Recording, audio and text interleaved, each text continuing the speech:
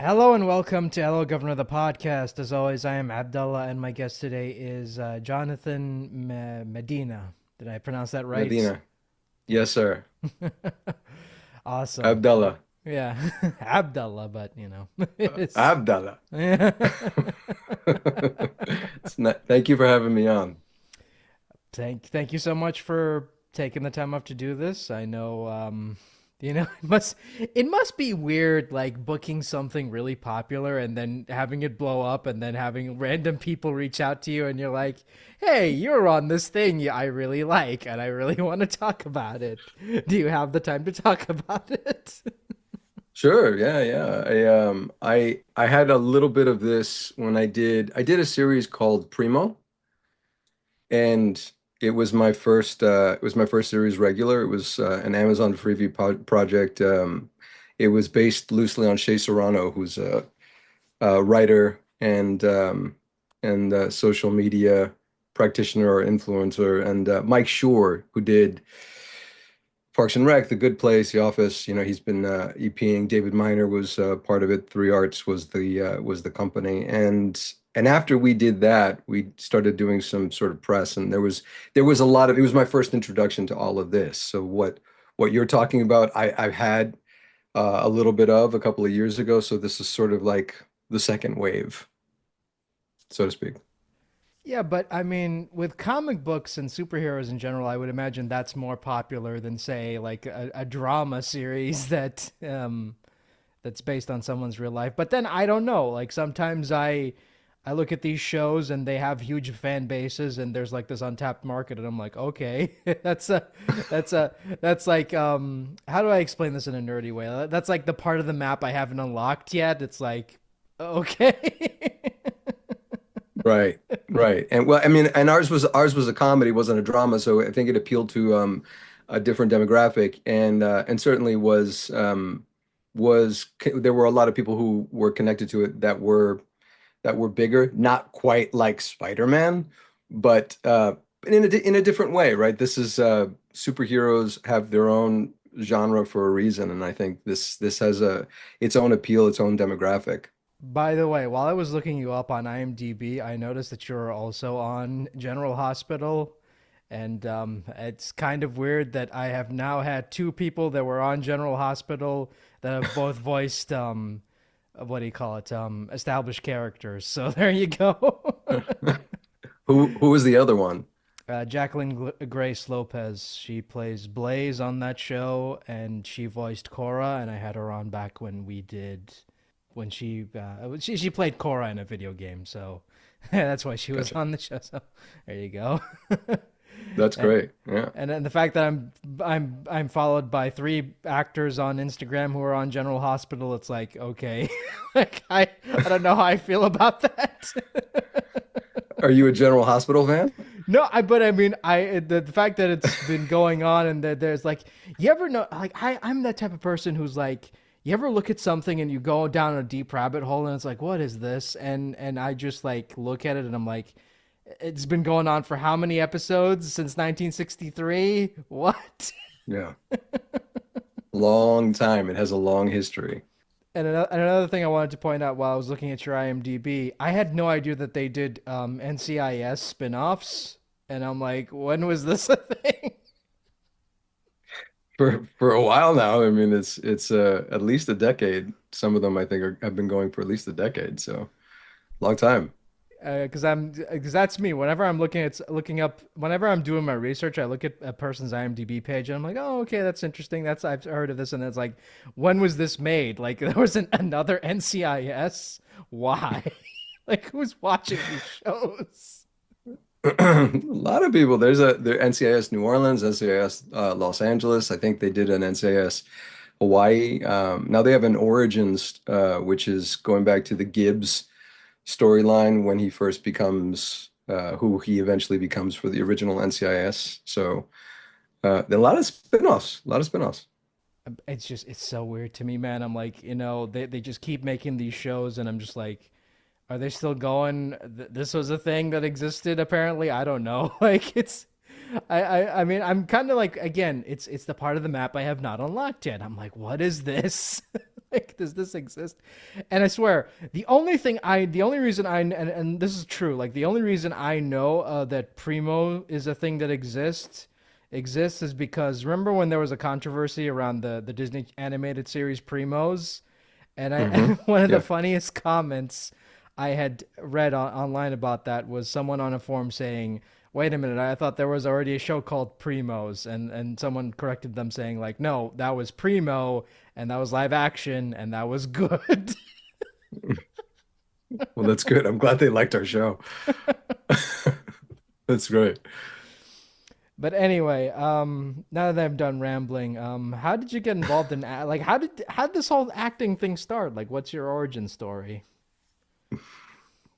Well, there was a radioactive spider that came through a portal, and it was a bug, not quite the same as the spider that bites Peter, but it was a bug that bit me, and it was years and years and years ago when I was a kid, and I just never had the wherewithal to really pursue it till about 11 years ago when I was living in Phoenix, and I ended up doing a few small projects there and moved to Los Angeles because it was close. Honestly, it was either Los Angeles or New York, and Los Angeles was closer. So I moved to Los Angeles and started pursuing it, and then my path was doing workshops with casting directors and doing small films, student films and small independent short films, and then slowly making my way through and through luck and opportunity and a lot of persistence and tolerance and a hunger for it, I slowly started to build a resume. My first major credit was Criminal Minds Beyond Borders. Speaking of spin-off series, it was a spin-off of the original Criminal Minds series with Gary Sinise was the lead, and that was my first big co-star, and the rest of it is histrionics. And what do you love and hate about what you do? I love the act of creation. I love the act of being able to get into the headspace of someone who's never existed, because I've never been able to do a biopic yet. So, just creating a life from a few words or from a script and being able to imbue that character with all of the life that I've accumulated over my time on the earth. And the the world that opens up, the thoughts, the emotions, the relationships, the ability to tell a truth with a lie, all of those are things that I love about my profession. And what I hate about my profession is I am constantly in flux, right? Until you become a little bit more well known and you start to establish um, a career that has, like, let's say 2 or 3 seasons in a series or a couple of big films. It's a job. It's a blue collar job that most actors have, and I am of that ilk. So we are temps. We're contract workers. Contrary to a popular belief, it's a difficult life to be in as an artist and to exist as just an artist, which I've been doing for the last couple of years. I've been lucky enough to do that. Prior to that, I was working 2, sometimes 3 jobs while I was pursuing my acting career. So I was working a lot. My time was very dedicated to this, but it was also split with a lot of different avenues to try and just make ends meet. So it's one of the things that I don't know that I hate it, but it's certainly a difficulty in what we do. I mean, you gotta be. I mean, the struggling artist is a stereotype for a reason. I don't think I've ever talked to anybody on this show who has not struggled trying to find a balance between acting and whatever the hell they want to do with it for the rest of their lives. You know? That's true. Yeah, Facts. yeah, man. Facts. And people think that, oh, you've been on these successful shows, surely like you must be getting work nonstop. But it's like, no, like sometimes you get something and then it's like, oh, okay, this is gonna be my big break, and then it dries up, and then you get nothing for a couple of years, and then you get something big, and then everybody suddenly knows who you are, and it's like, yeah, I've been doing this for X amount of years. You guys just didn't notice until now. It's true. Like there are so many stories of a 20, 30, 40 year overnight sensation. I mean, look at what just happened with Demi Moore. She how long has she been in the business, and this is her first major award. That's a long time, and she's a staple in the business in so many ways. Having gone from being part of that group of actors in the 80s all the way to now, and I've seen her career rise and fall even before I was an actor. And now as an actor, I have great empathy and understanding for what that's like. And so, when you look at the other side, like Brian Cox, who's been at it for 50 years, I think, plus, and for him to have just won that major award for Succession, right? That's a long time to be in the business to then all of a sudden be recognized in that way. And both of them have worked continuously throughout their careers in some way, shape, or form. But it just goes to show you how difficult the business can be. And and my wife and I were just on, it's so funny, we were just on a Q&A last night, and for a casting director, Krisha Bullock, part of Bullock and Snow Casting, wonderful casting office, wonderful lady. And she was talking about it. I mean, the casting directors, everybody shares a very similar dynamic in how we are all workers, contract players, temps, 9 to 5ers, in just our own particular way, right? And she's looking at, she's looking at getting jobs just like us. Casting directors have to pitch themselves for projects. They have to get hired, and they have to do that all the time. And if they're lucky, they get a series like NCIS or Criminal Minds where they are lucky enough to stay there. And or, when it was earlier in the career of this business, you would be attached to a major studio and you could cast that way. But she was talking about how they're casting a new pilot, and there are, for one role, they were looking at somewhere between 12 and 15,000 submissions for that one role. That's a lot of people to look at for one role. And to whittle that down, it's really difficult. And that's not the hundreds of thousands, if not millions of people who are vying for a job. So anytime you can get a job, you're really lucky. And I think it's admirable for those people who continue to pursue it, and it's got to be something that drives you in order for you to do it for as long as some people have. Yeah, you gotta want it. You gotta want it, Yeah. because if you don't want Yeah. it, then why are you doing this? Like, if you're not hungry, then you're not. Then don't bother. I don't understand this whole notion of like, oh, I want to be an actor because it seems like a fun thing to do. Okay, cool, but like, are you willing to put, to get your name out there? Are you willing to put in the work? Are you willing to push that boulder up that hill, because it's not going to push itself up that hill? It's It's true. It's also, there if you can do something else, do that. I know I'm sure you probably heard that, but there's also this idea that because we are visual, like when you do something really well, and I'm talking about all of us, right, as artists.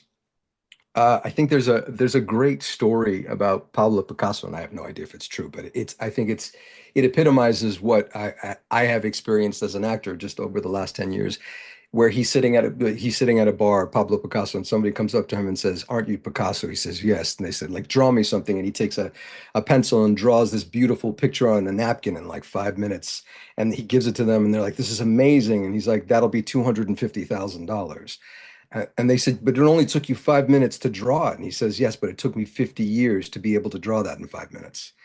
And that's really it, right? As an artist, one of the reasons you study, one of the reasons you work so hard is so that you can make something look effortless. You can make something look easier than it actually is, because there's so much that goes into what we do.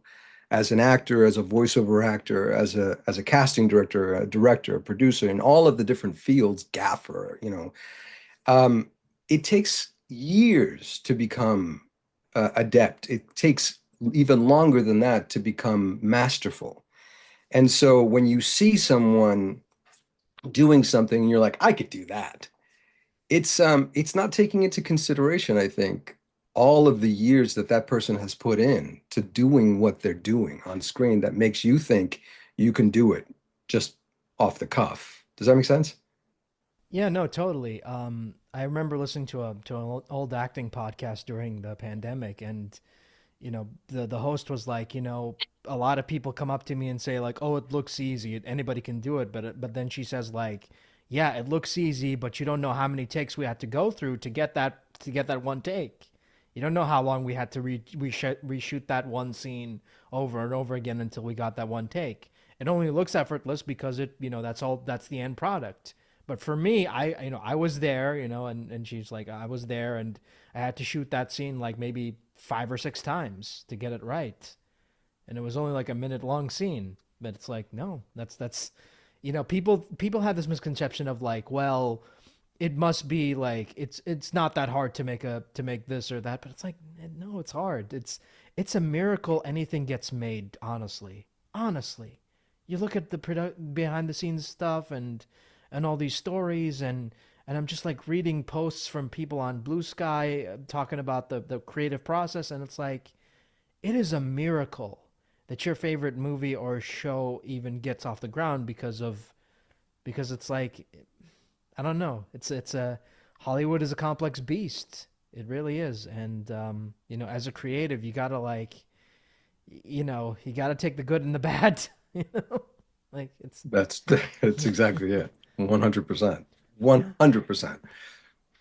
yeah. I mean, it's not.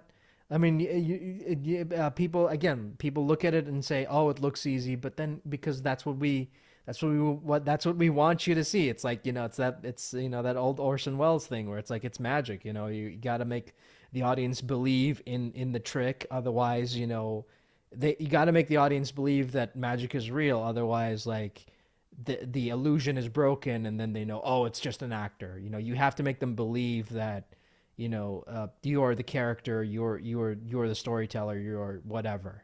You got to make them believe that this is real, that what they're seeing is real, and not an illusion. I'm sorry, that's it exactly. I think, and he's one of the greats. He was one of the masters. And I think he was someone who was born with an innate ability that he then developed over the course of his life. He never stopped learning, he never stopped growing, he never stopped evolving, he never stopped trying to stretch the art form in every way. And I think it was sad that even though most people know who Orson Welles is and Citizen Kane, it sits in everybody's list as one of the greatest films, in of all time for a number of different reasons. I think, it's sad that even in his day, he wasn't recognized to the degree that he is now. And that's due to a lot of things, which, that would be its own podcast, I think. But yeah, no, that's it exactly. Yeah. So anyway, let's talk about Spider-Man. Let's talk about Spider-Man. So how did this whole thing come about, and was it difficult? Was Scorpion the only character you auditioned for, or did you audition for multiple characters? No, Scorpion was the only one, and it was it's like everything else. You audition and then you forget about it, because it took a little while. And as we've already just kind of like covered a little bit, the casting process takes a long time, right? You have to try and match all the pieces. You have to see who's right for the role and how the voices all fit and overlap with each other. And there are major decisions that get made. So I think it was God, it must have been about 2 months before I found out that I had gotten the role. And when my agent, Michaela Hicks is my voiceover agent, and when she called me and told me, I don't think my voice ever got that high before. As Scorpion, I certainly never get that. My voice never gets that high, but just the idea of being part of Spider-Man was so awesome because he was my favorite cartoon character and my favorite superhero growing up. And so yeah, when I got cast as just I mean just to be in the universe in the world was fantastic. But especially like this character, Scorpion was one of my favorite villains that Spider-Man had to face. He was a big challenge. I don't know. Does that answer the question? That's kind of interesting that you said that you only auditioned for one character because, like, I would imagine, like, because whenever I talk to people, it's like, oh, did you audition for one character, multiple characters? Like, oh, I auditioned for everybody because it's like it's a big universe, and when I figure out what it is, it's like I want to play everybody, you know. But Yeah. When I was in the booth, I did a couple of voices. I do voices, obviously, right? As most voice actors do, and I was definitely trying to sell myself for a couple of other little things here and there with Jeff and Sarah. Sarah's the casting director, Sarah Sherman. So, but no, that was the only one I auditioned for. and did you go back and re-listen to previous incarnations, or did you just like base him off of your own take? My own take, just I am like I said, I imbued him with a lot of myself, things you sort of reach into places, past pains and like angers and frustration and rage, and everybody has those emotions, right? So you just lend those to him, and I found this character with the writing when I did the audition, and most of that was what we kept. So when we did the actual voiceover sessions, a lot of what I had already done in the auditions was what we brought into the character. I was about to say because it's like, a lot of power, really amazing actors have played this character over the years. Martin Landau was the voice of Scorpion in the 90s, and Jason Spizak was the voice of Scorpion in the Insomniac game. Dante Basco played him in like one of the Spider-Man cartoons. So it's like you look at that pantheon of actors and you're like, "Oh man, I hope people are going to like my interpretation." Believe me, I was very nervous. So I'm glad that Scorpion has come across the way that he has.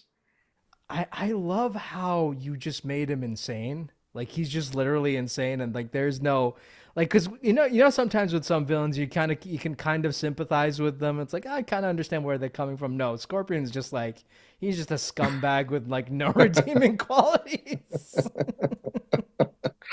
I like to think that I gave him a little bit of humanity, but it's certainly it's if any humanity exists for Scorpion, it's right on the periphery of his sanity. So, so You know what he reminds me of? I don't know if you've seen Commando with Arnold Schwarzenegger. yeah, of course. Yeah, he reminds me of the villain in that during the end fight where he pulls out a knife and he's like, "I'll cut you, John." God, what he was an Australian actor. I loved him actually. He was great. I haven't thought about that in a long time. That's wild. Because that was the scene. Okay, spoilers. For anyone who hasn't seen it, this is the part where we get into spoiler territory. So if you have not seen the show, sorry, I don't know what to tell you. It's been a while, but there was a scene where he pulls out a knife and he wants to stab a Big Dom, and that's like that part, like that's what it reminded me of, where it's like I'm gonna cut you. That's right. That's right. It's so funny that you say that too, because there have been I don't do too much reading or research online. Like I read a couple of the reviews here and there just to see where we're at and kind of keep up with where the show is at. And there were a few people here and there who were talking about they were worried when that initial the 110 and the Scorpion gangs come together and the introduction of Mac and there was some of what you were eventually going to see as Scorpion there, but I wanted to hold in check what was coming so that it could coincide with the suit, right? And what happens when he puts the suit on, and then when what happens. I don't, again, like spoilers, there are things that happen when he puts on the suit and he initially fights Spider-Man that then drive him further into the wild west of his mind. So I wanted there to be an arc, and so did Jeff. And so that's why even in that initial gang fight when we were introduced to Mac Gargan, it's still kind of he's still contained. He's a badass and he's a little crazy, but he's not quite Scorpion level yet, you know, and then we give him someplace to go, which is great. And now the sky's the limit. I will say this. When I heard the line, I bought a knife to a gunfight, I was like, God, that's so edgy and stupid, but it's like it works. When you can take a line like that and turn it and really, but that's what I mean. Like there, you have to ground it in something. You have to really make it real for him and for the situation, because if you don't, it can become campy or cheesy, or, you know, it can kind of fall flat, right? So I'm glad that it didn't. Let me just say that. I mean, I also like the fact that, like you said, you gradually see him become more unstable as the series goes on. And one of my favorite pieces of storytelling is that, he actually gets the helmet towards the end because, because Spider-Man beats him up pretty badly. And he's like, well, I gotta gotta get protection for my face. which I thought was, which I thought was a nice bit of visual storytelling. I don't think a lot of shows do that nowadays, but I thought that was pretty nice. Yeah. Jeff, I think Jeff has got this thing storyboarded for 15 seasons. Like I really like, he really knows where it's going. He has a clear vision for where this is going, and he's going to keep all of us on our toes. I'm pretty sure. And was like what was your reaction to seeing the character for the first time? Like was it like did it feel surreal hearing yourself, or what was it so detached from yourself that you can separate yourself from the character? Oh God, it was surreal is I think the best way to describe it. It didn't even feel like it was me, because you marry the voice with this animation, and it was just like being able to take yourself out of yourself and watch something from outside your body. So yeah, it was kind of an out of body experience for me. And what are some of your favorite lines? Of mine in from the series. Yeah, what are some of your favorite Scorpion lines? Anytime I say araña, that was so much fun. Being able to work that in the booth, any of those lines is great. Knock knock. I loved being able to say that coming into the room. It was so fantastic. Um, the host line that comes right after that is also pretty great. But I love the countdown when you're first introduced to Mac Gargan and he comes in. He's like 3 seconds, 3, 2, 1. That was like iconic. I love that kind of stuff. Another thing I loved is towards the end where during the rematch where he points out, "Oh, you're not joking with Spider-Man. That you must be taking this seriously now." That's right. That's right. And you know, just for everybody listening, you know, it still took two people to take Scorpion down. I'm just saying. And I think that what I love about this incarnation is that he's a threat for the first time ever because like look doing my research on Scorpion, he's kind of just like a jobber when you really think about it. During in the '90s cartoon, he was usually just the henchman who shows up to who gets beat up and doesn't really do anything that much to begin with. And in the Insomniac games, he was just the Scarecrow, but then he gets killed off by Craven, so whatever. and then, Yeah. but what I love about this incarnation is that he's like a legit threat. He is like, as Norman Osborn points out to Peter, is like, you hold back, he doesn't. And I really like that. I like seeing the villains not hold back. It's like, screw this guy, you know. Yeah, there's no inhibitions. We don't have any. We don't need any. There's a distinct difference, I think, between those people who have the strength and then use it, right? And then those who are holding themselves back for one reason or another. And it's not always heroic, right? It's not always, sometimes it's out of fear. And I think that was what was so beautiful about watching Peter's arc in the season is really, and he still hasn't discovered his true potential, his true power. He's still exploring. That's the other great thing about the season is like we have so far to go for his potential. And I'm really excited to see where it goes.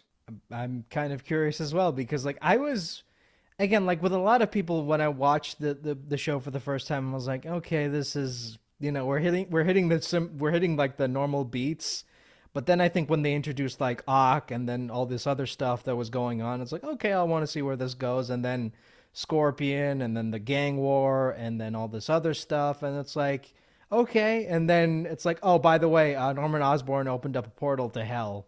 It's like, yes. So it's such a weird Yeah. show. It's such a weird show when you think about it. It's like portals, symbiotes, and then when you find out that this version of Peter Parker, his origin is basically a time loop. It's like, God, this is so stupid, but I love it.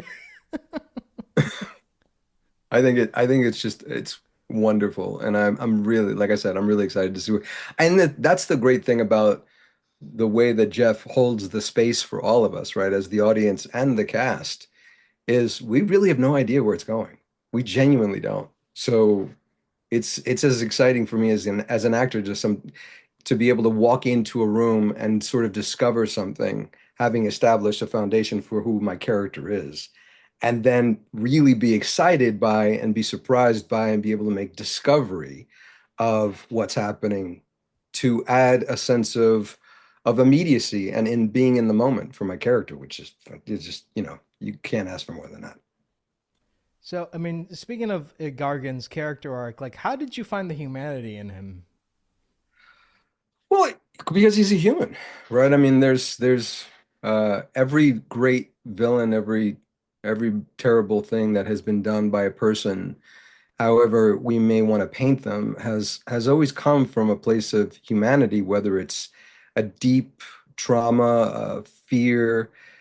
There's there's something that drives all of us, and the difference between a hero and a villain can sometimes be a very thin line, right? And with Mac, he has a great desire to be more than what he is, I think. And where it delves from, I will keep to myself. But I can tell you that there is a lot of New York in him, a lot of history of the struggle of growing up in a city like that, the intense energy, the competition, the danger, and what that means for every one of us manifests differently. And I think for Mac, it's just he just wants to get to the top and he wants to stay there. And anybody who gets in his way is just an obstacle to be overcome. I also want to point out that while this version of Mac becomes Scorpion, we don't get to see him in the full suit. So I'm kind of wondering, maybe we'll get to see that down the line. Who knows? Maybe we will. I guess we'll see. I mean, I'll be very excited. yeah, I mean, like I know a lot of people were excited. I mean, I remember the reactions to the finale were very positive, and I was like kind of shocked with the Watcher cameo. I'm like, oh yeah, this is a what if story. I forgot. Well, it's great that that Jeff can pull from this incredibly rich tapestry and mythology of this universe without being beholden to one particular timeline, right? And that's, I think, what's going to make the story interesting for all of us because he's subverting expectations, and what better way to do that than to be able to just go off on a different tangent. And it's going to keep all of us it's going to keep all of us on our toes, like I said before. And I think it's going to be really, I really am very excited about where it's going to go. And I have no idea, right? Like none of us know except for Jeff. Yeah, because I was kind of like, oh, because again, spoiler territory. After the symbiote fight towards the end, a little bit of it stays around, and then Norman gets it, and it's like, huh, interesting. Is he gonna become Venom in this incarnation? We don't know. That's right. That's right. And it really sets a beautiful stage. Yeah, and again, like with especially with towards the end where you see Harry write a list of names down, and if you're a big comic book fan, you know half those names already. So it's like, are we gonna see these characters play a bigger role down the line? Why is Amadeus Chow gonna be a bad guy in this series? Because he does not side with Harry towards the end. He's still with Oscorp, so it's kind of like, oh boy, like where are we going with this? That's right. That's right. I mean, I'm really excited about it. And I think Jeff pointed this out in one of his interviews. He talks about how when Harry and Nico and him are hanging out and they're talking about their parents being gone, and Peter says, "Yeah, I lost my mom." But it doesn't say that he lost his dad. And if you go back through, the series has little hints like that and drops little clues for you if you pick up on them. And even if you don't, it just it sets the stage for what eventually we see in Peter's dad, which is that's really exciting. I love stuff like that.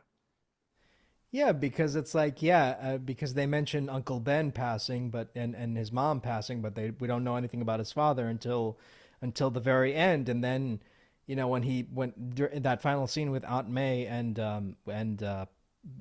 what's his face, I want to say I just want to call him Josh Keaton because every time I just hear Josh Keaton, I'm like, Richard, Richard, yeah, Richard Parker, because right. with me it's like because Richard and Peter's parents have a very complex history within the fandom because they're not very well liked, and for obvious reasons, because I remember when they brought them back in the 90s, they were like, oh, they're spies, and then but it wasn't really them and was someone else, and it's kind of like, yeah, this is stupid.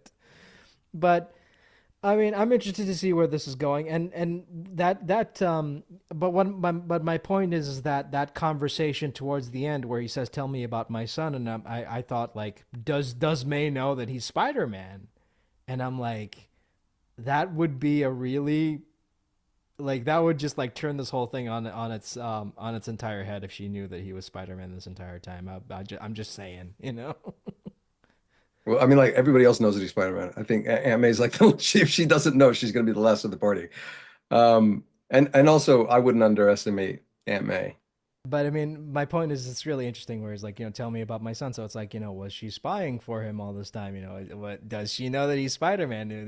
How does this going to change the dynamic? So it's interesting. Like, what are his plans? Is he going to break out of prison? Who knows? Yeah, these are all great questions. I can't wait for them to get answered. When did Season you two. when did you guys record, by the way? Because I know that the show's been in production for God knows how long now, and you guys record in advance. When was this recorded? God, I want to say I started ooh, maybe a year ago. Might have been, I think, one of the first recordings. Um, it might have been the end of 2022, the beginning of 2023 was the first true recording, or that might have been when I found out. And then I recorded at some point during 2023 and a couple more in 2024. So over the course of the last 2 years, I think. Oh, it wasn't. So I thought it was like one of those shows that got recorded in like 2020, but then kind of like, and then just production kind of. I don't know. It's weird. It's weird that you guys recorded that early. I thought it was. I thought for sure this was recorded like back in like 2021 at least. I don't know, but It might have been. I mean, some other people might have had their voices taken in earlier, but for me, it was only the last couple of years. and did you get a chance to meet any of your fellow castmates? At the premiere, at the premiere, not in the booth, but at the premiere, I met Lincoln. I met Eugene Bird and his lovely wife, Tracy, and I met Jeff. And Big D and I actually have connected outside of the premiere, outside of the show. Leilani, wonderful, wonderful man, a really incredibly talented actor. But those are the only people that I've met so far. Yeah, because it's a huge cast, and I'm like, I like who? Because again, it's a huge cast, and I know that they're busy working on like various other projects. So I don't know like if you guys ever got a chance to meet or anything like that. But it's a huge Yeah. cast. I'm surprised that. Let's just say I'm surprised they actually got Paul F. Tompkins to do to do something on this show because like he was the last person I expected to show up on this show. Incredibly prolific and talented actor. He was just so funny. Like I just love. I don't know what it is, but like everything he says, like he just says it in like such a condescending manner towards Peter. He just like has nothing but contempt, nothing but contempt for him and the other students, and it's amazing. I want this guy to get his own spinoff. I mean, if the gods align, he might. Who knows? But yeah, he's very funny. Yeah, man, it's such a huge cast, and I'm kind of glad that it feels weird, like meeting meeting what do you call it, Tombstone's voice actor and Big Dom's voice actor, because your characters, aren't friends in universe. No, it's and it's funny when you sit there and you're talking to someone for a little while and then all of a sudden you kind of start to hear like the rhythms and they're like little bits of the character vocally come out. But yeah, the days of because I got into this a little later in my life. I didn't start when I was very young. This is sort of like my third lifetime. And I missed that era, and I hope we get back to it where you could be in the booth with someone and be doing a scene together because that would be amazing, right? I see the old videos of like Jerry Orbach and Angela Lansbury doing the voices of Beauty and the Beast, right? Of Mrs. Teapot and the Candlestick, Lumiere, right? And watching them play off of each other in the booth, like I just I yearn for that kind of a dynamic, that kind of an energy, because that would be amazing. Yeah, man, because like there's not much. I wish they got you guys to record together. I really do. Like, but I understand I know why they do it, because like scheduling conflicts, and obviously when he and it's a show that has like celebrity voice actors, so you can't get them to come in on you can't get everybody to record on the same day. But I miss that. I wish we had, not to knock anybody, because I know everyone's working really hard, but I wish we had an Andrea Romano nowadays, because one of the things I love about Andrea was like she was so determined to get everybody in the same room together, because like she knew that the performances would be a lot better. But, when she was like directing Batman and whatever on all those DC shows, she was very adamant of like getting everybody in the room together, because she knew that the performances would be a lot better when if the actors recorded together like a radio play. And we just don't have that anymore. Like, God, we need that so much right now, man. Even as a luxury, it would be lovely, but I think it speaks so highly of the series that we didn't have that, and yet you still have these incredible scenes that we get to watch. I think it says everything about the directors and the audio people and the voice actors that they were able to accomplish what they did, because it really tugs at the heartstrings. There's sections that I didn't expect to get emotional, and there were times where I was surprised at how emotional I became. Even in the fight scenes with the Scorpion, watching Peter struggle through that initial fight scene, and in the second one in the rematch, I found myself moved. And Lonnie's story and Nico's story, I mean, so many of them. It was incredible, really, what these people did. It's so jarring watching a show that has like the Steve Ditko art style, it's very colorful, suddenly turned violent, where he's just stabbing him, where when Scorpion stabs Spider-Man in the chest. It's like, wow, that's pretty dark. Yeah, and I think it really gives the hero's journey. It really gives the hero's journey that that weight, that substance, that is the reason that I mean, it was for me. It was the reason that I think we get moved by the story itself, right? Because the artwork is stunning. It's gorgeous, and I know that it's not for everybody, and that's fine.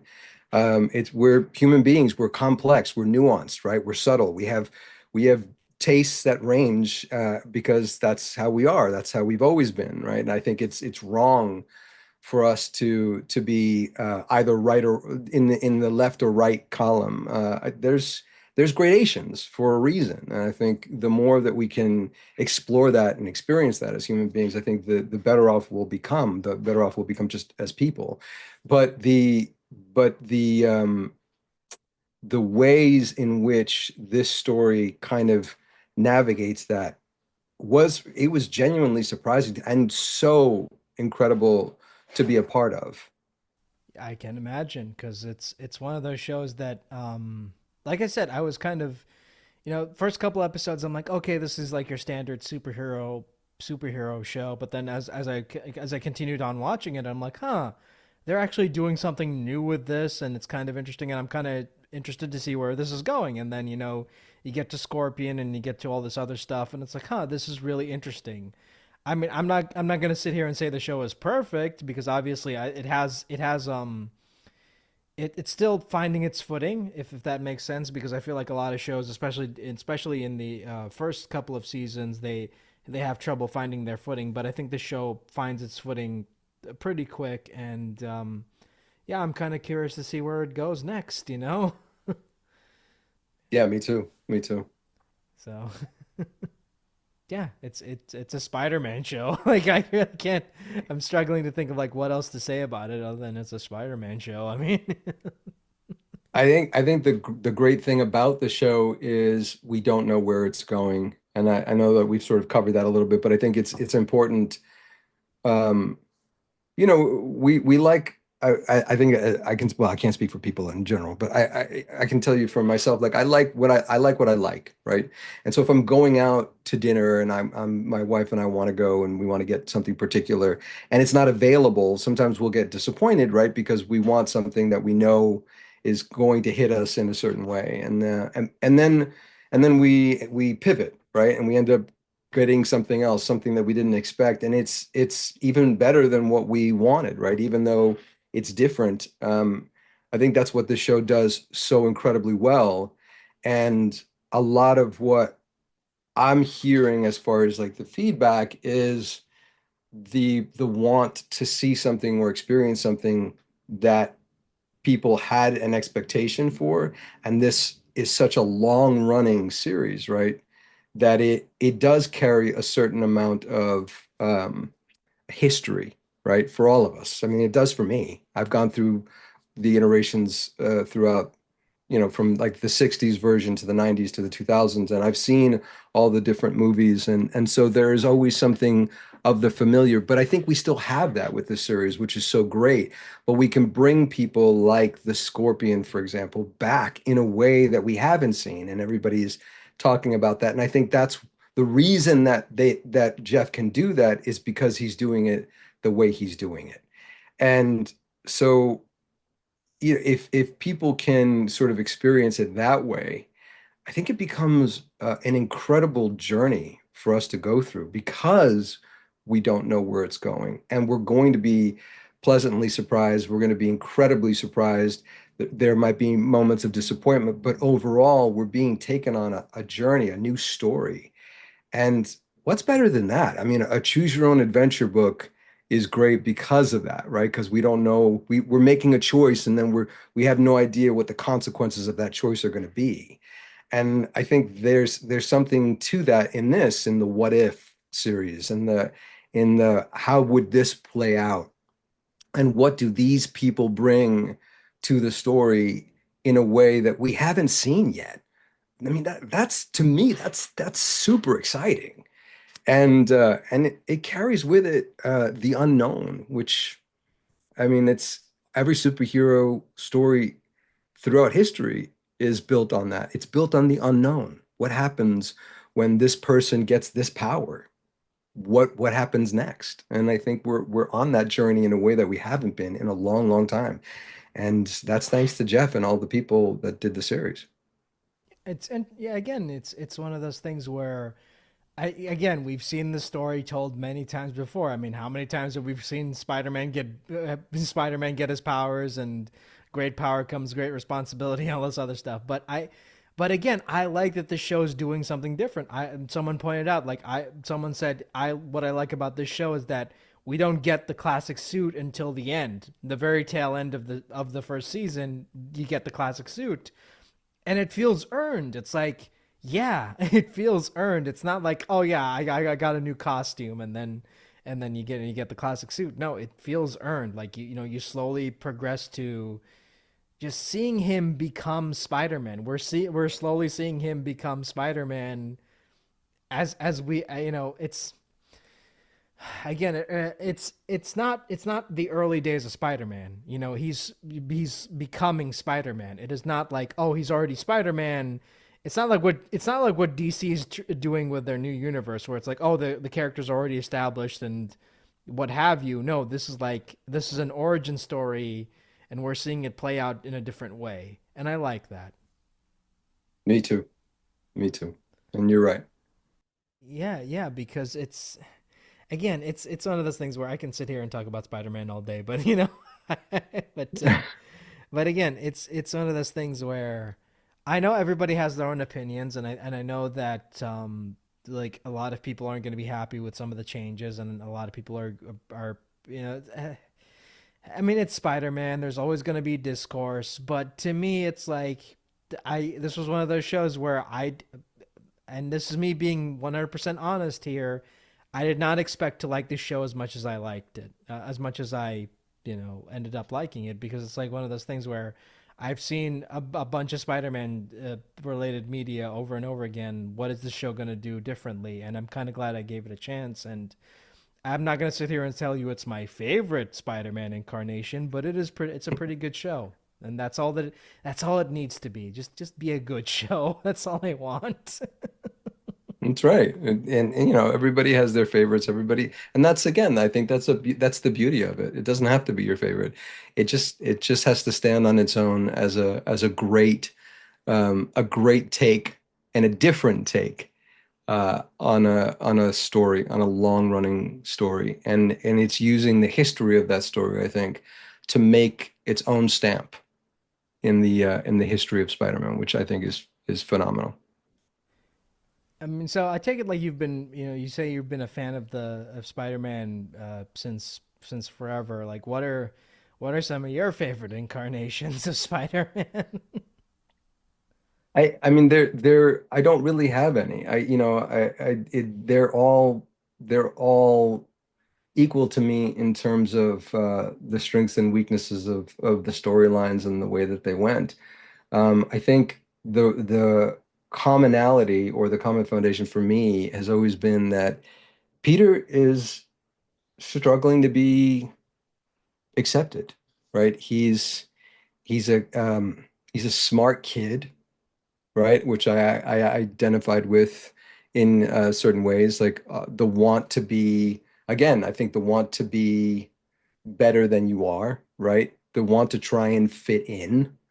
I think that's one of the great parts of the Spider-Man story.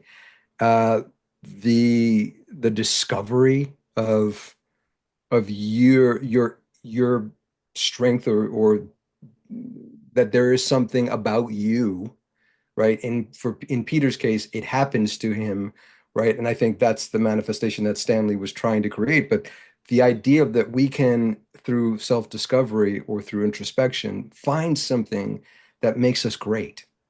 And he does that. It happens to him, but he's already great. He's a science guy, right? He's a geek, he's a nerd. But there's those are labels, right? What he really is someone who wants to learn more, to do more for the people around him. And I think that's what I've always loved about him in every single iteration is he is just trying to make his way in the world in the best way that he knows how and help the people around him and make the world better. And that's as true in his Peter Parker life as it is in his Spider-Man life. And that's what's so beautiful about this story for me. And seeing as this is like one of your first ever voiceover jobs, like what was the experience like going from on camera to voiceover? Was it much of a challenge, or was it just not much of a challenge? Well, I had done a couple. It wasn't this wasn't my first. It was certainly the biggest job that I've had in voiceover. But I've done a number of podcasts and played various characters even within a podcast. And I just did a short film uh, a couple of years ago. As a matter of fact, I was voicing a short film called Remember Us, which is about the Civil War in El Salvador. And it was actually it was on a list for the Oscars this year. And I'm happy to send you some of that information because it's a beautiful film, and I think people, if you get a chance, look for it, discover it, please, because it's a beautiful story, and I think it needs to be told and shared more. But I played a journalist in that, so I've had a number of different voiceover jobs that I've been able to do. And matter of fact, I'm doing an audiobook right now that is bringing its own set of challenges, which is incredible, and I love it because it's stretching me in ways that I've not really been stretched before. And I have something else that is coming out later this year that which I can't talk about, but that I'm really excited to see what comes of that. The difference is the long-standing history that I have in comics and Marvel and superheroes and Scorpion. Just it's this is such an iconic character, and as we said in the very beginning, with the lineage of people who voiced this character, I wanted to do it justice and bring it to the forefront. I really wanted to give him life in a unique way, and I think we were able to do that, which was exciting for me. Yeah, because what I like about your Scorpion is that he stands out from the rest. I mean, like we mentioned before, he's not the comedy jobber who shows up just to get his ass kicked by Spider-Man. He's a legitimate threat. I mean, so there you go. That's right. That's right. That's exactly right. And so I mean, and I'm curious to see where his story goes. Because like Lonnie stops Spider-Man from killing him, and we don't see what happens to him. Does he get arrested? I'm assuming he does. And with Doc Ock becoming Doc Ock, and we already know that we have other members of the Sinister Six in this incarnation. So will that happen? Who knows? Tune in next week to see what happens in the lives of your friendly neighborhood Spider-Man. And then you have what I also like what I also want to mention, like his second in command is was the female Scorpion in the comics. I thought that was kind of a nice touch that they added her into this incarnation. It's like, oh, that's pretty cool. It's Yeah, Camilla. yeah, Camilla, Yeah, she was great. who was Camilla Black, who I'm not kidding, was originally a clone by who was cloned by Monica from AIM, but then AIM doesn't exist in this incarnation, so it's like no, she's a totally separate character from the comics. Yeah, we'll see where she goes. And she was also equally dangerous in the series, I think. She did a great job. Yeah, I mean, Daenerys, like I've yet to hear Daenerys in something where she gave a terrible performance. I think that's like impossible, impossible. I've seen her in a lot of stuff, and she has yet to give a bad performance in anything. She's just that talented. Yeah, she has been. She has been. I feel lucky to just be among this incredible cast. It has really been an honor for me. It's just a lot of fun, and I can't, hopefully we'll get to see more of Scorpion in season two. Hopefully. I'm keeping my fingers crossed. So, anyway, before I wrap this up, can you give us an update on what you're currently working on and where can people find you online? People can find me on Vimeo. There's a Vimeo slash, I think it's Jonathan. I should know this. It's Jonathan Medina. Yeah, Jonathan J. Medina. My middle name is Jordan. So vimeo.com/, Jonathan J. Medina. I have videos that I post up on there. Usually keep them up to date on the work that I've been doing. I just finished For All Mankind. I did an episode of 911. I've got this audiobook that I'm working on, which should be out, I think, in the next month. It's called Flying Colors, which you'll be able to be able to get on Audible or Amazon. And there are a couple other projects that I can't yet talk about, but they're going to be coming out later on this year, as I said. So it's as soon as I can, I will I will post about them. But in the interim, I'm available if somebody needs another voice for something. Thank you so much for taking the time off to do this. This has been a fun conversation, and if you ever want to come back, you know where to find me. If you ever want me back, all you have to do is email. You have my email. All right, take care. Bye bye. Thank you. Take care.